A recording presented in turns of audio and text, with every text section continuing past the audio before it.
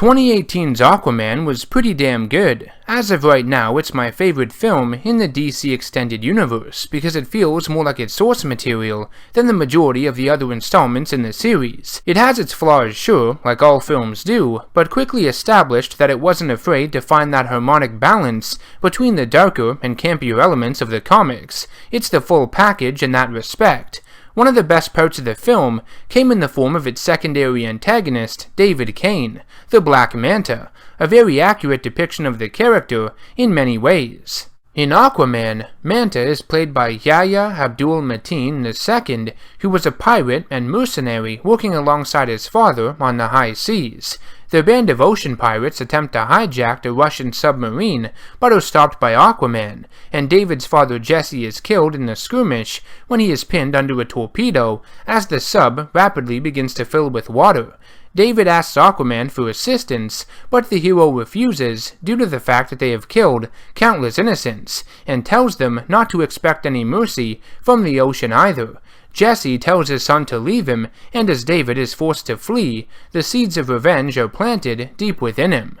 The death of David Cain's father was depicted in DC's New 52 continuity, which has been a major influence on the shared film universe thus far. Aquaman's father, Thomas Curry, had been attacked by Manta, a treasure hunter, at his lighthouse and would suffer a heart attack during the skirmish, and pass away later in the hospital.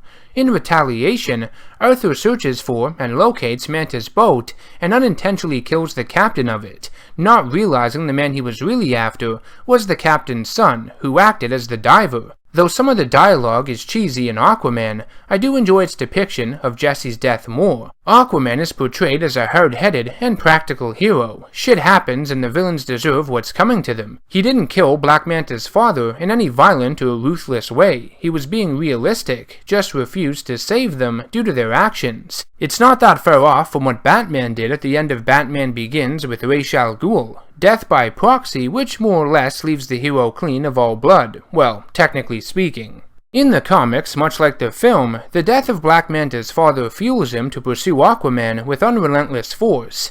He takes it out on his family, friends, all his allies, any way he can get to him. He views Aquaman as a murderer, which of course clearly reveals the fact that he seems oblivious to his own killing sprees. Doesn't he care for the pain he causes others? Of course not, because the close relationship he had with his father outweighs everything else. His father was taken from him, so he will take everything Aquaman values. It comes down to blind rage.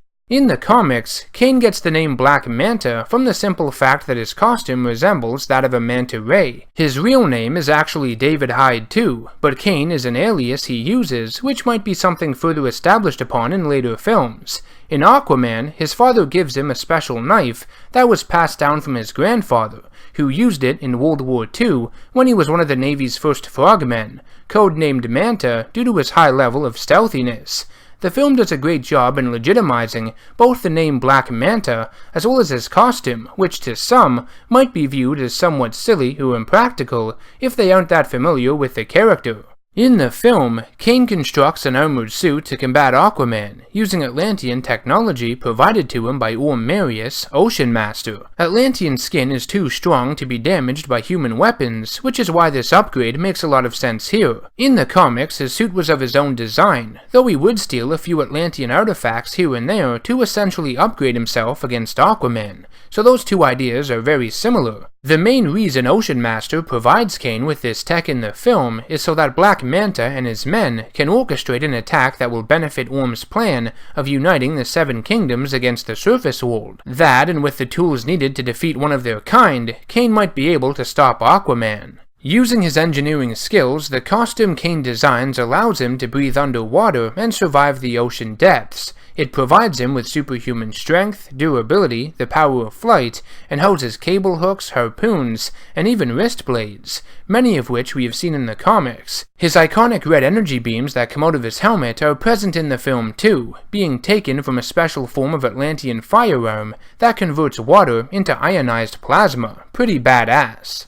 Some fans were upset that Black Manta was defeated about 2/3 of the way through the film and seemingly disappears, at least until the mid-credit scene. Many people wanted him to act as the main antagonist, and instead, he was put on the back burner in favor of Ocean Master. Seeing as Aquaman is more or less an origin movie, this makes perfect sense though. I didn't have a problem with it. Aquaman was taking several elements from the 2012 storyline, Throne of Atlantis, so having Ocean Master the main villain was the right way to go. The reason Black Manta is such a strong antagonist for Aquaman is that over time he has built up a nasty blood feud with Arthur Curry, which has resulted in countless deaths and other personal losses over the years.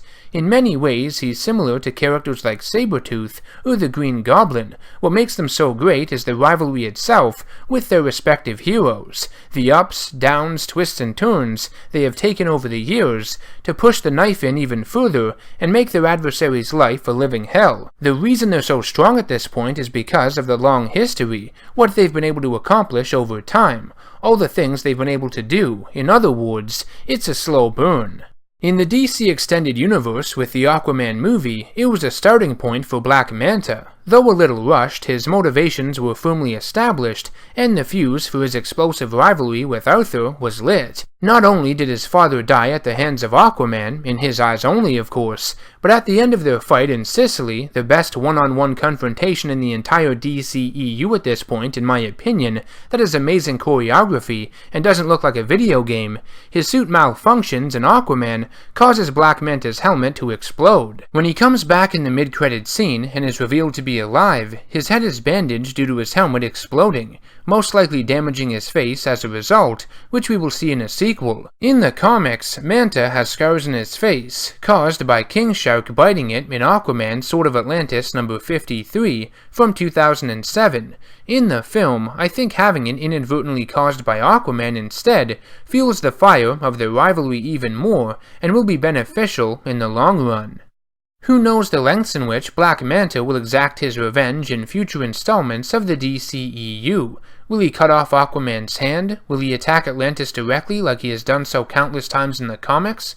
Will he amass an army of militarized forces called the Manta Men? Will they look as goofy as they did in his first appearance? Will Nemo, the organization that seeks to control the world through its biggest resource, the ocean, be established, led by Manta himself? Will he become a form of fish or king? Or will Aquaman and Mera's son Arthur Curry Jr., known as Aqua Baby, be introduced, only to be killed by Manta? Will we see a comic book supervillain sink to such lows as killing an infant on the big screen? Warner Brothers sure isn't Disney, so who the hell knows? Only time will tell.